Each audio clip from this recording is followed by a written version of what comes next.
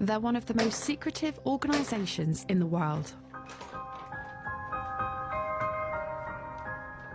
There are certain secrets that you have to earn.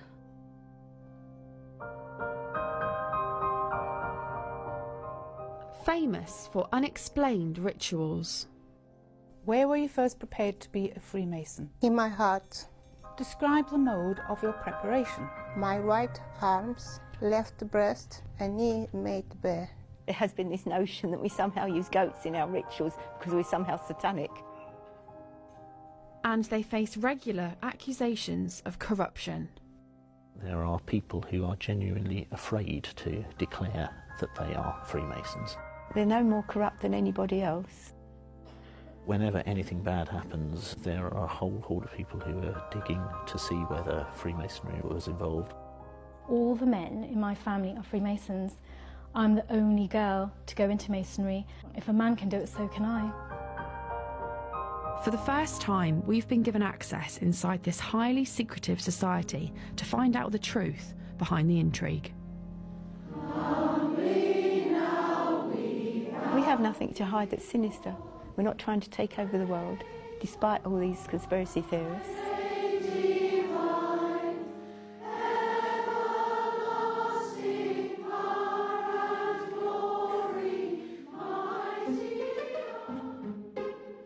The Freemasons are a secretive society that practice rituals in a temple and promote brotherly love.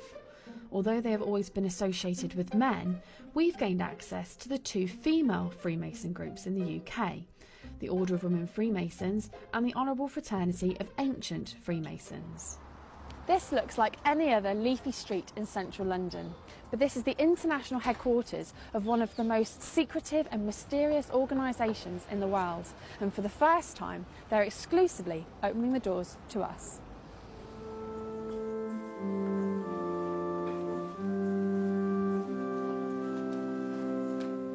This is the Order of Women Freemasons.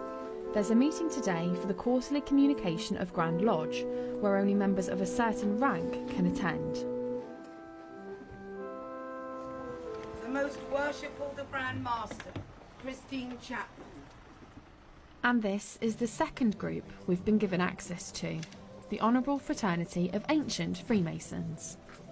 Right Worshipful Assistant Grand Master, whom do you represent? Hiram, Prince of Architects, Most Worshipful the Grand Master. And your duty? To lay plans, draw designs and assist the Most Worshipful the Grand Master in the execution of her work. Christine Chapman, a former bookkeeper, is hoping to be re-elected for the top job of Grand Master for another 4 years. The Grand Master has to lead and guide the fraternity, and she has to provide direction. She's the person with whom the buck stops. If there's any problems, she takes ultimate responsibility for everything. And she's the head of the fraternity. The female Freemasons were formed in 1908. Their male counterparts have been meeting for at least 300 years. Their practices involve secret handshakes, rolling up their trouser legs, wearing blindfolds and even nooses around their necks. They are currently headed up by the Queen's cousin, the Duke of Kent. But Freemasons have been accused of favouritism, helping each other rise up the career ladder and covering up each other's mistakes. The Home Affairs Committee have already called for greater openness. In 1997, there were calls from former Home Secretary Jack Straw for officers and judges to make voluntary disclosures about their membership. By 2009, he scrapped the rule after the Masons threatened to take the government to court. There are people who are genuinely afraid to declare that they are Freemasons because of the public perception that that somehow means that they're a corrupt individual or that they're somebody who is a little bit dodgy. And that's categorically not the case. I would say quite the opposite is true. Over the years, there's been a negative reputation that's been around Freemasonry, specifically male Freemasons, about corruption and maybe favours going on. You scratch my back, I scratch yours. What would you say to that? Does that still happen? I would say that you are categorically not allowed to use your membership of Freemasonry for either financial advantage or personal advantage in that way. It's very much frowned upon by us. It's something which we do not tolerate at all within our organisation.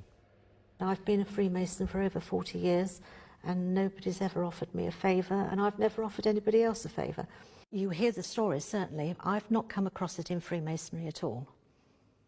We've had the odd person that we've had to ask to leave us. Since I've been Grand Master, only one person, where their behaviour was not suitable for a Freemason. So what did they do for their behaviour not to be? They were convicted in court of a criminal act. Many people associate Freemasonry with secrecy and mystery.